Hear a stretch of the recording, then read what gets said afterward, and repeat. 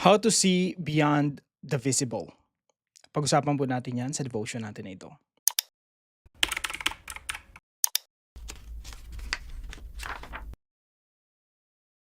Magandang araw po sa bawat isa sa inyo. Welcome back to our 365 Daily Devotions, Bible Characters Edition. Na binabati ko po muna ang bawat isa sa inyo, no, na laging sumusubaybay dito sa ating daily devotions. Araw-araw kung kayo po ay naumpisan nyo yung devotion natin na ito this year, for sure marami na po tayong natutunan patungkol po sa Bible. So, salamat sa Panginoon kasi napro-produce natin 'to everyday. Ngayong araw siguro ito na yung pinakamahirap na i-produce na na devotion, this year 'no. Kasi po sobrang busy ko nitong mga nakarang araw. Puro ako exam, puro ako basa, mga 12 to 16 hours ako nagbabasa everyday. So, ngayon po pag-usapan natin yung isang istorya sa buhay ni Elisha. Ito po yung mga panahon na inihayag ni Elisha yung heavenly armies na hindi nakikita ng kanyang tagapaglingkod. So, during this time po, yung Syria po tsaka yung Israel magkalaban sila at minsan minsan magkabate, madalas magkaaway, no? So during this time, ginigera ng Syria yung Israel. At ang problema po dito sa istorya na 'to, pinakaproblema ng Syria, laging nalalaman ng hari ng Israel kung ano yung mga hakbang niya. Kaya lagi siyang nafru-frustrate. Ano bang nangyayari? Ba't hindi tayo umusad-usad? Ba't hindi tayo manalo-nalo? Ba't hindi nagwawagi yung mga plano natin? So, sabi ng hari ng Syria, siguro meron sa inyo 'no, sa mga kasundaluhan niya na traidor 'no, sinasabi do'n sa hari ng Israel kung ano yung mga plano niya. Tapos sabi ng mga kasundaluhan niya, hindi po kami nag-aano 'no, hindi kami nag-traitor sa inyo. Sa katunayan meron talagang propeta sa Israel na nagsasabi ng inyong mga plano doon sa hari ng Israel. So, sabi dito sa verse 12, "None, my lord, O king, but Elisha the prophet, who is in Israel, tells the king of Israel the words that you speak in your bedroom." Kahit na yung mga sabihin mo in secret, kahit pa sa kwarto mo yan, sinabi mo, mahal na hari, nalalaman ng propeta ni Elisha. At sinasabi niya doon sa hari, kaya hindi tayo umusad-usad dito sa gera na ito. So sabi nung hari, "Okay sige, nasa na ba yang Elisha na yan at yan ang una nating maybe patayin or puntahan at kunin." So sabi dito, verse 13, "And he said, Go and see where he is, that I may send and seize him." So gusto nilang kidnapin, no, si Elisha.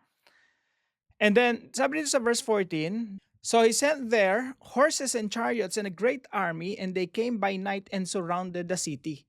So si Elisha nandun sa Dothan at pinaligiran ng mga kasundaluhan with chariots yung city kung nasan si Elisha. So just imagine that si Elisha nandun sa isang city, tapos nandun yung servant niya, pinaliligiran sila ng mga kalaban.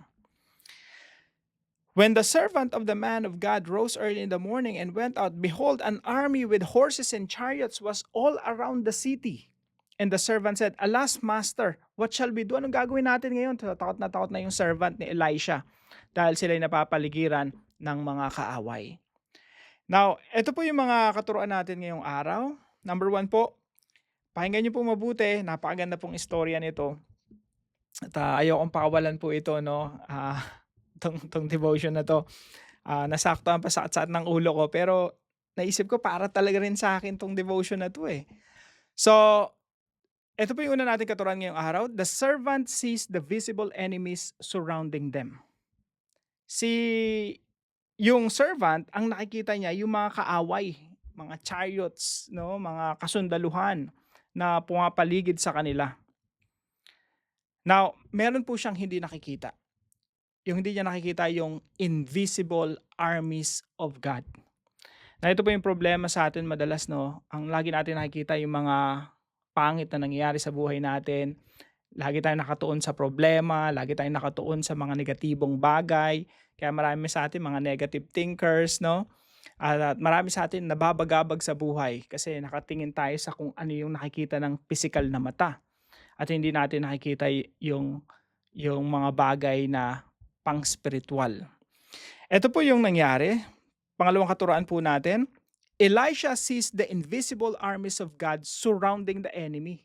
So dalawang perspective po yung naririto. Yung servant, yung tagapaglingkod na Elisha, ang nakikita yung mga kaaway.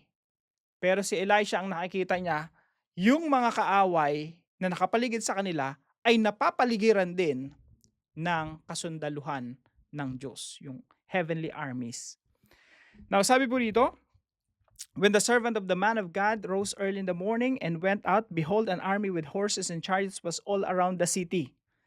Pero, sabi po rito, verse 16, nagtatanong yung servant, anong gagawin natin? Verse 16, ito yung sagot ni Elisha. He said, do not be afraid, for those who are with us are more than those who are with them. Sabi niya sa servant niya, huwag kang matakot. Alam mo ba, yung kakampi natin, mas marami pa dito sa mga kalaban natin. Then Elisha prayed and said, O Lord, please open his eyes that he may see. Lord, buksan niyo po yung mata ng servant ko na ito, tong tagapaglingkod ko na ito.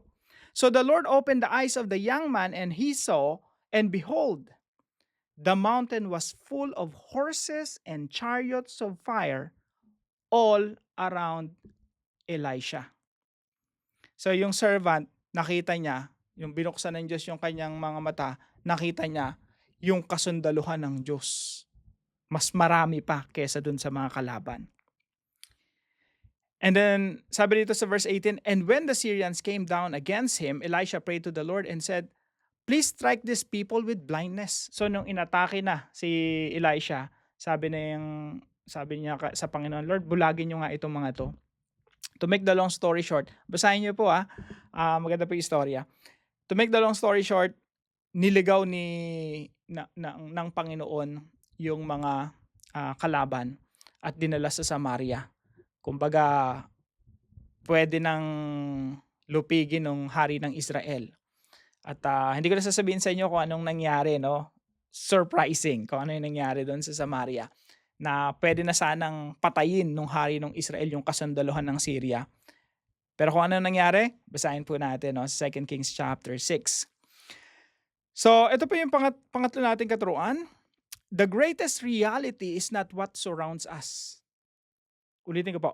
The greatest reality is not what surrounds us, but who surrounds us. Huwag po natin isipin yung mga nakapaligid sa atin. Kung ano man yun. Ang isipin natin, sino ang nakapaligid sa atin. At yun ay walang iba kundi ang Diyos. God surrounds us with His presence.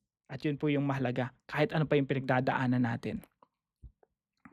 So paano po natin ito isa sa buhay mga kapatid? Number 1 po, walk with God without compromise.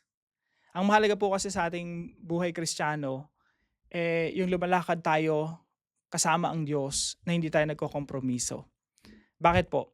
Pag nakapagkompromiso kasi tayo sa kasalanan, no? Namuhay tayo sa kasalanan, wag mong expect na yung Diyos naririyan to protect you or tolerate you. Hindi mo pwedeng sabihin, Lord, protektahan mo ako, be with me, ikaw yung pumabor sa akin. Baka nga, I'll give an example. Sabi po sa Bible, ang isang taong mapagmataas, mayabang, hambog, tinitingnan niyo kanyang sarili na, mataas. Sabi sa Bible, God opposes that person. God opposes the proud and gives grace to the humble. So if you don't walk with God, there are times that God is opposing you. Hindi ko sinasabi na kinakaaway tayo ng Diyos na para bang ka-enemy tayo, na hindi ganon. Of course, the moment you surrender your life to the Lord Jesus Christ and ang Panginoong Jesucristo, ang Diyos ang makinilala tayong mga anak, we will be forever children of God. Pero sa mga attitude natin, sa behavior natin, talagang there are times dinidisiplina ng Panginoon, no? At in a way, God is opposing us with His disciplinary arms, with His disciplinary hand. So walk with God without compromise. Kapag lumalakad ka ng ayon sa kalooban ng Panginoon, dun ka confident na God is with you to protect you kahit anong mangyari. Otherwise, gagamitin niya yung ibang tao o yung pangyayari o yung mga problema against you para madisiplina ka o madisiplina tayo.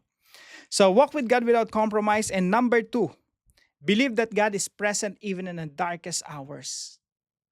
Panampalatayahan natin na ang Diyos, ang presensya ng Diyos ay sumasa atin kahit na sa pinakamadalim, pinakamasalimuot na pagkakataon ng ating buhay. Hindi ko alam yung mga pinagdadaanan natin ngayon. May problema ka sa relasyon, may problema ka sa marriage mo, may problema ka sa mahal mo sa buhay, or maybe finances, or maybe business, nag-collapse na yung negosyo mo, hindi mo alam kung saan mo kukunin yung mga panggastos mo, paano mo susuportahan yung pamilya. I don't know. But one thing is for sure, if you walk with God without compromise, God is with you. God is surrounding you with His presence. And you can rely on Him. You just have to put your trust in Him. And God is there to protect you, to show His grace, loving, mercy. So believe that God is present even in your darkest hours. And number 3 po, enjoy God's peace in the midst of chaos. Enjoy po natin yung kapayapaan ng Diyos sa gitna ng kaguluhan. Alam niyo po, yung kapayapaan ng Diyos, it's meant to be enjoyed. Tingin ko nga mas gusto nga ng Diyos na nagre-relax tayo sa panahon ng chaos. Yung puro kaguluhan ang nangyayari sa paligid natin. Mas gusto ng Diyos na nagre-relax tayo. We're resting in His promises. We're relying on Him. We focus on Him. Kagaya nga sa prayer ni Jehoshaphat, noong inaatake siya ng mga kalaban niya na mas malalakas sa kanya, sabi niya sa prayer niya, Lord, we don't know what to do, but our eyes are on you. At kapag nakatuon ang ating mga mata sa Panginoon, doon tayo magkakaroon ng kapayapaan. We can enjoy God's peace even in the midst of trouble. Kaya pinapamanhik ko sa bawat isa sa atin, mga kapatid, yung kapayapaan ng Diyos laging available. You just have to put your trust in Him para mawala yung ating kabagabagan, mawala yung ating mga worries sa buhay. At hayaan natin na mamahinga tayo sa presensya ng ating Diyos. Enjoy God's peace in the midst of chaos. Now, para po sa ating discussion, what is troubling you these days? Ano ba yung nagtotrouble sa'yo? Ano yung nagmabagabag sa'yo? How does God's presence give you confidence to face tomorrow? Paano ka nabibigyan ng katapangan ng Diyos para harapin yung bukas, knowing that God is present, knowing that God surrounds you? Para po sa ating dive deeper, pag-usapan po natin 7 steps to see through the eyes of faith. 7 hakbang para natin makikita yung mga bagay-bagay, yung mundo, yung mga kalaban natin, yung problema, through the eyes of faith. So pag-usapan po natin yan sa dive deeper mamaya. Tayo po ay manalangin. Heavenly Father, thank you for your constant presence in my life.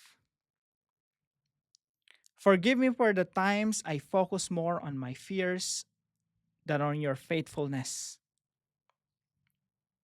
Help me to walk with you without compromise, trusting and obeying you in every circumstance. When I face uncertainty, remind me that you are near, even in the darkest hours. Open my eyes to see your hand at work and strengthen my faith to rest in your promises. Fill my heart with your peace that surpasses understanding, so that I may live with confidence, courage, and hope.